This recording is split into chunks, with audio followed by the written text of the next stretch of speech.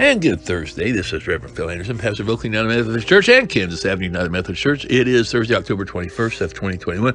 Well, we're down to the last 10 days of October, and hope you're having a great week. Here we are on Thursday already. My goodness. Don't forget, tonight is the Tabernacle and Table over at Kansas Avenue, 6:30 p.m. You're welcome to join Pastor Marshall Larson and the band over there for about an hour of praising the Lord. Great group of folks over there leading us in worship, and that'll be tonight at 6:30 at Kansas Avenue. And again, we're just going to continue our reading. We're plowing right on through Job here as we get ready for our last sermon and program, I guess you could call, on Job next week.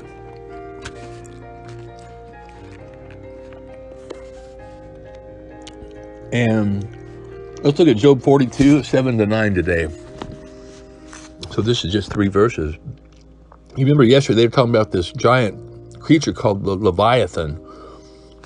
And so we will look over here today and see what we have in this section of Job. Again, Job 42. And that's the last chapter of Job, 7-9. So here's, it says, the conclusion. So you'll know what Job has been through. Remember, we don't have to go through all that. Job, of course, was tempted by Satan to turn his back on God. He refused to turn his back on God, but he certainly had a lot of terrible tragedies come to him, and he lost his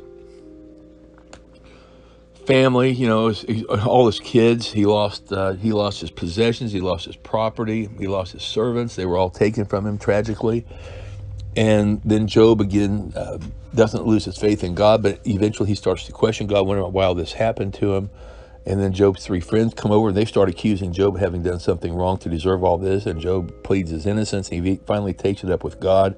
And God is silent from the 2nd chapter of Job, I believe, till the 38th chapter, when God finally starts answering.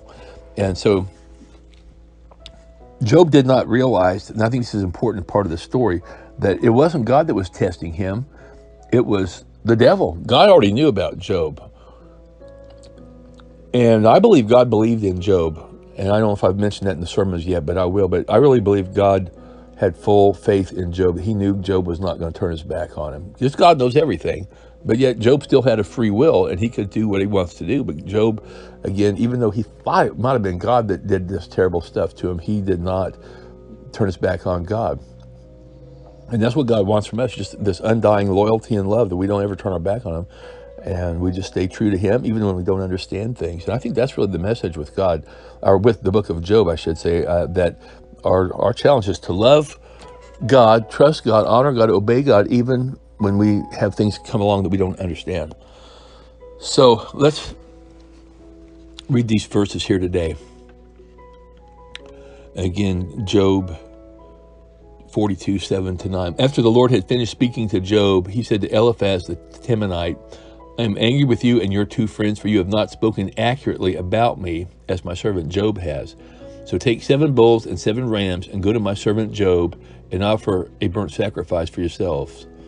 My servant Job will pray for you, and I will accept his prayer on your behalf.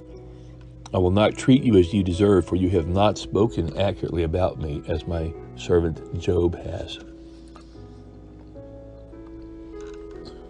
So Eliphaz the Temanite, Bildad the Shuhite, and Zophar the Naamathite did as the Lord commanded them, and the Lord accepted Job's prayer.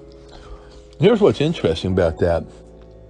Remember, Elihu was the one that came up in the middle of this conversation, or actually toward the end. He had sat there and held his peace, and he listened to this back and forth exchange between Job and these 3 friends.